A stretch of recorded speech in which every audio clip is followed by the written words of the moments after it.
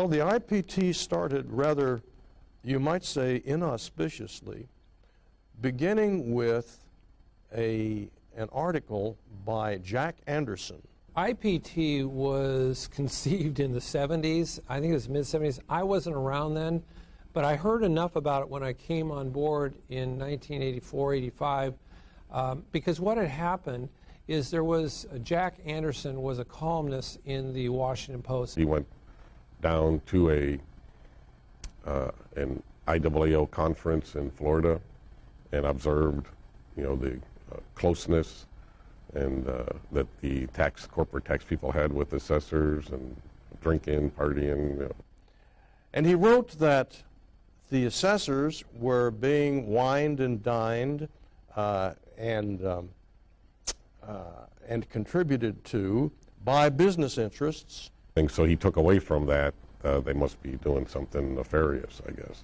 And there was a question as to whether that was a conflict of interest, whether it was perceived or actual, but enough noise was made about it that a group of individuals said, you know what, we think he's correct, we're going to set up our own organization. It took tremendous foresight, but I think they clearly saw what I saw after a few years of being in the job was there were just too many people who weren't doing the right thing and were hurting the reputation of the property tax profession. The idea was that whatever we were going to do, we needed to demonstrate full commitment. So this organization began and was known as the Institute of Property Taxation.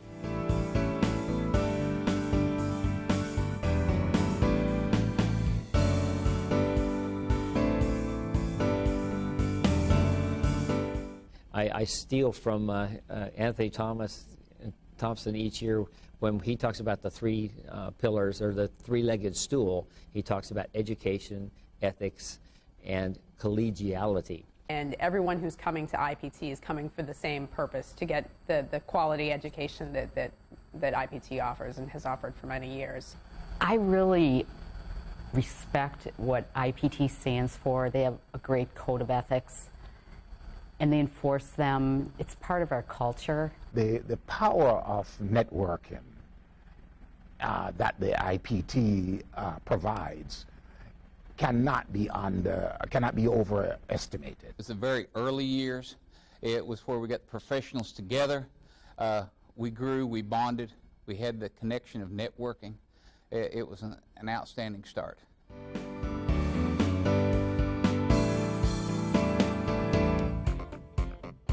Initially, I wanted to join because it was an organization of professionals doing what I did, and there weren't that many organizations like that, as a matter of fact. Well, I grew up and was working in Pittsburgh to a great degree for my first job in property tax, and that's a little bit isolated from places like California, Texas, Illinois, where there's large communities of property tax people, and it gave me that opportunity to meet others in my profession. We started out with just IPT as the Institute for, property taxation. We've changed a lot since then. We've changed a lot in the last 10 years.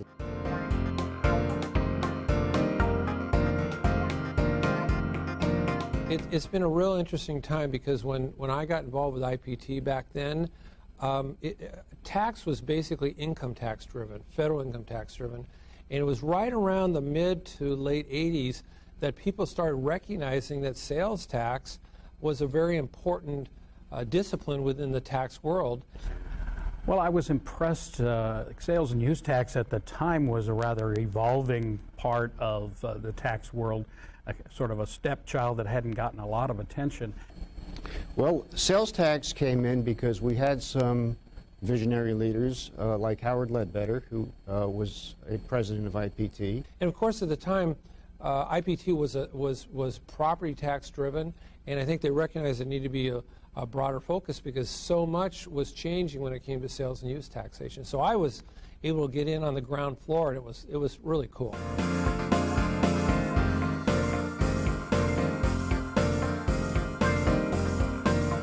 and more, focused on really moving IPT to the next level in terms of the educational program and expanding it. We were moving on to income tax at that point in time. And when I was president, we had our first income tax symposium. It was in La Jolla, California. We had a good turnout. They started having schools the next year and started on the track to have the CMI. And about a decade ago, we added income tax, and I think that that was an excellent move. We've had a lot of people who've become involved in IPT in order to get access to both the CMI designation for income tax and also the quality programming that we now have in income tax that we've always had in sales tax and property tax.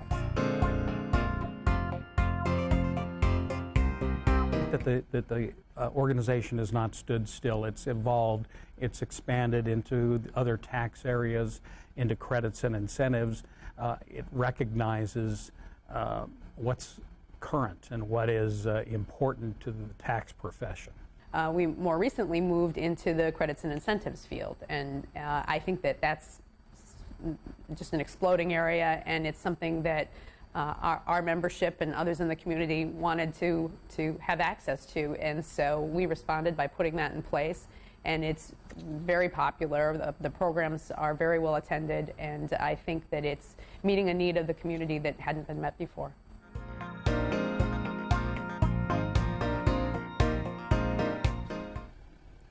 Well, I think that with longevity, you have to be in it to win it. I believe that at the beginning, the CPT and the IPT were running almost exactly the same, but then you outgrew us by. We have 430 members across Canada, so you're 10 times bigger than we are right now. 35 years ago, I'm not sure I could have envisioned IPT today, and could not have foreseen just to the extent that it has grown.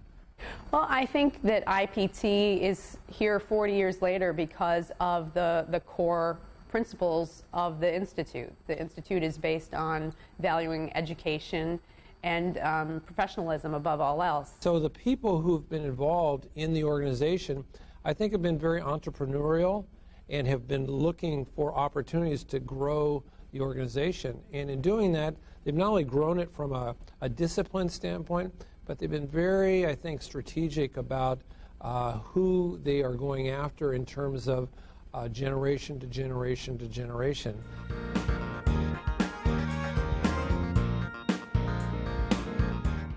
And we're fortunate to have a lot of members that volunteer their time and their talent, and are willing to, share that with the rest of the organization. The reason it's successful is because it brings in everybody that joins the organization, brings them in to get involved right away. I think you have an opportunity to get involved as much as you want or as little as you want. Well, it truly is a volunteer organization, and an awful lot of personal time and commitment that the members and those who participate in committees give of themselves. It is incredible. I mean, we have people who have done 4, 5, 6 of these programs. And I think a lot of it is they not only enjoy the challenge of their profession's continued growth and improvement, but I think they take a pride in seeing good speakers on good topics.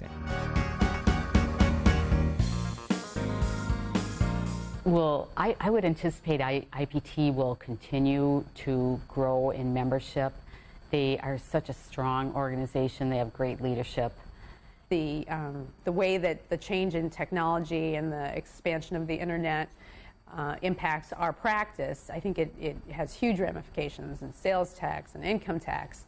And I think that IPT helps our members to get out ahead of that. Again, we can't just sit back. We have to change with the times. Not only just our schools, we have to find out where the needs are. Well, I think that we have to continue to be relevant. And by that I mean we need to make sure that the next generation is being deployed.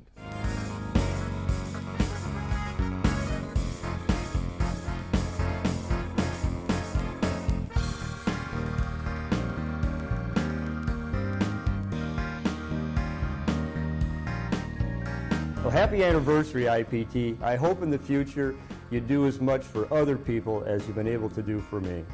A happy anniversary to IPT. Happy 40th anniversary. Happy 40th anniversary, IPT. Happy 40th IPT, and we look forward to another 40 years, and I'll still be here. Félicitations et bonne chance. Congratulations on 40 years. I would say happy 40th IPT. 40 years of outstanding legacy for IPT. Professionals, an organization that has stood the test of time. I'm proud to be a member.